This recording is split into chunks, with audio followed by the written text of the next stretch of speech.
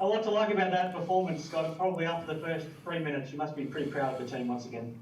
Yeah, I thought that Justin's group played a fantastic game, and just they were super scrappy and continued to put scoreboard pressure on us, and they made some incredible shots, and just really just a back and forth game it got to, and we were just lucky enough to get a couple more buckets here or there, but I thought they played fantastic, and he's done a wonderful job with their group, and our group remained quite resilient, and Milt was fantastic. We had a lot of guys chip in across the board. It was great to have Shawnee Mack back, and just in general, to get over 90 points is quite exciting in itself. You're right, there's a lot to like. I mean, the way Will and Sean both came back and to have the impact they did, I mean, Will was unstoppable at both ends there for a while in the third quarter, and Shawnee Mack to come back and play like it looked like he hadn't been out. I mean, the way he was distributing the ball and hit a couple of shots, I mean, those two guys, like you said, it wasn't just those two, but those two guys made a massive impact. Yeah, I mean, Shawnee is in tremendous shape. I mean, he is in tremendous shape, and it doesn't take him much, and he was working just as hard as anyone over this time, and just chomping at the bit to get back on the floor.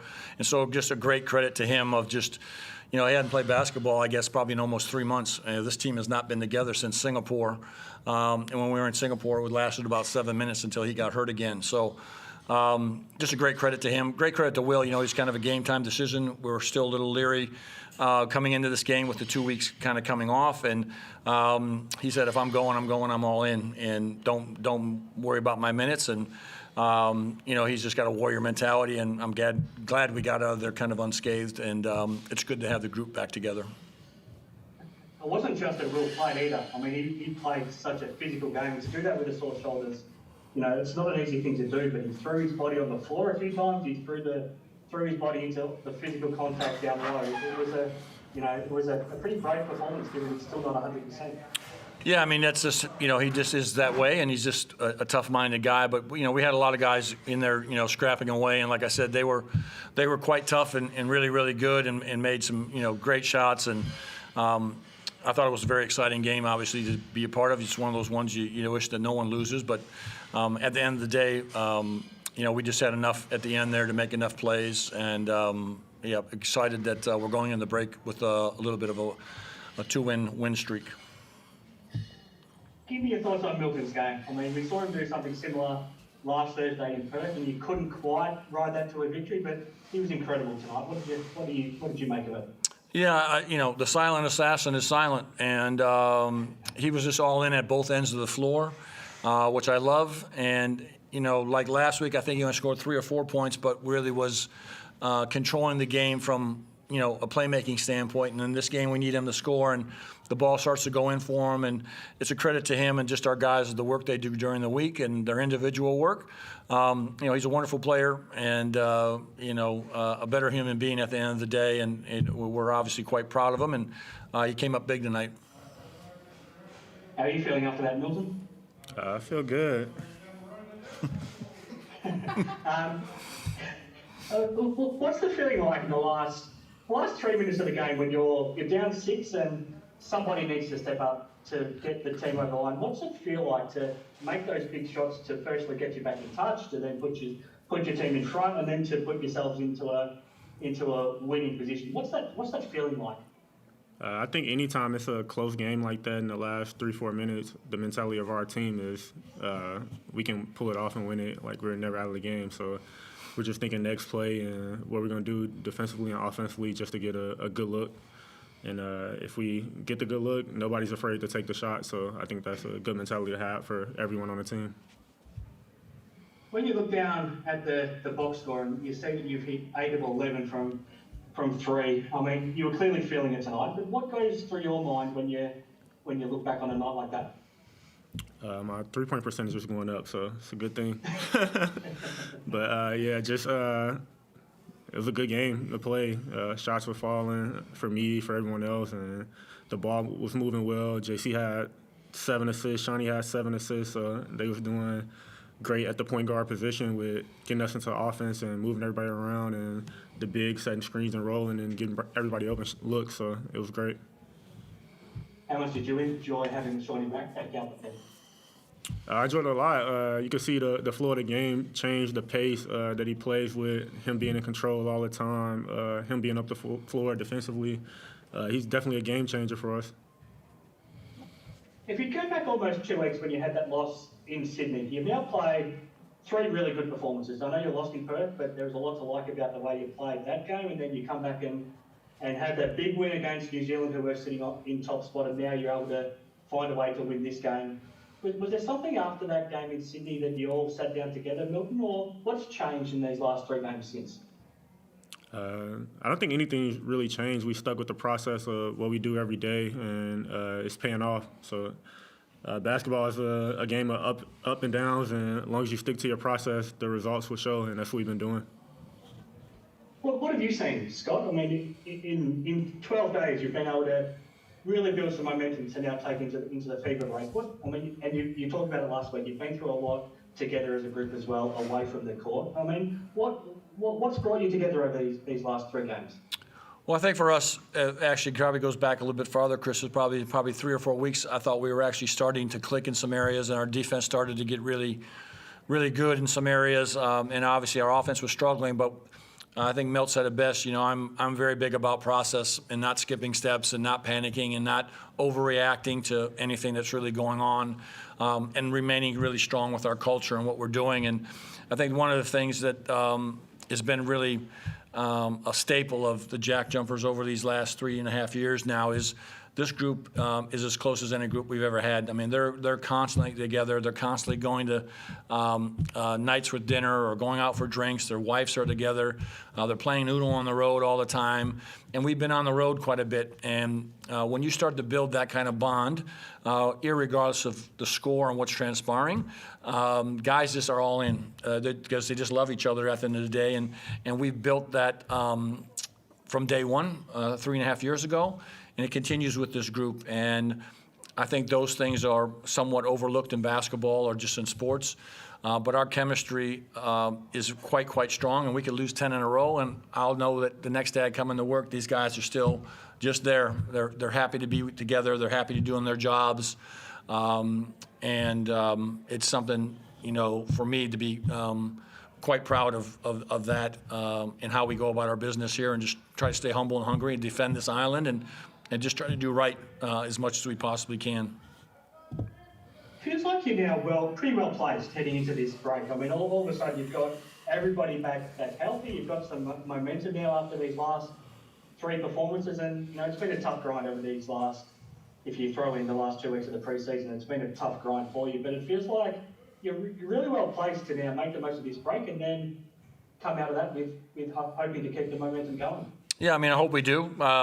As I told these guys, and they already know, when we go on this break, there actually is no break for them. They'll have 2 days off, and we'll go right back at it because I just believe that our work ethic is something that will separate us from the group as the season goes on. And we'll continue to just start working right away here. We'll be back at practice Tuesday through Friday and going quite hard at a lot of different areas that we need to improve on. They have 2.5 days off before we get to Tuesday, obviously, but we will work during this break. It is not a break for us. It is about your obligation to this franchise and to these people of Tasmania to work as hard as we possibly can to show up. Thanks very much, guys. Thanks, Chris. Thank you. Rick Randall, have you got anything? Yeah, hey Coach, hey Milt. Coach, just a quick one from me. You know, obviously Milt, you know, one of the very best players in our league, and like you said, he's a bit of a silent assassin, and you know, not an extroverted type of guy. Can you talk to us a bit about, you know, the way you speak to him and the way that you motivate him to produce performances like tonight, and how he's been over the past couple of weeks? He'd probably be better to speak on that than me. I don't necessarily try to motivate players. I treat them all the same, and he'll probably end up saying that. I get on him just as much as I would get on Magne. I expect really good things from these guys, and when they don't quite get to those areas, then I have to start pushing buttons. And during the week is what I do, and I'm quite, aggressive with them during the week to make sure that they're just continuing to work and their obligation to the franchise. And so when game time comes, I let them play as much as possible and try to stay out of their way. But during the week, I'm trying to push buttons across the board and make them uncomfortable. And, you know, sometimes it's a love-hate relationship for a few hours, and then we're just back on the same page. But he shows up. He's never talked twice to me about something or sassed back. He just takes it. He's quite smart and very, very coachable. And all of our guys are that way, but he probably could speak about that more than me telling me how I motivate him. I treat him the same, and I just hold him accountable. Well, that is some pretty fascinating insight about the, I guess, getting the Scotty spray during the week to try and get you going. Can you talk a bit about, how you respond to that? And is Scott different to other coaches that you've had in terms of your relationships and the way that, he motivates you in that fashion? Yeah, definitely. Be careful. Yeah, just the accountability aspect of it. When you come into the gym, you have a job to do.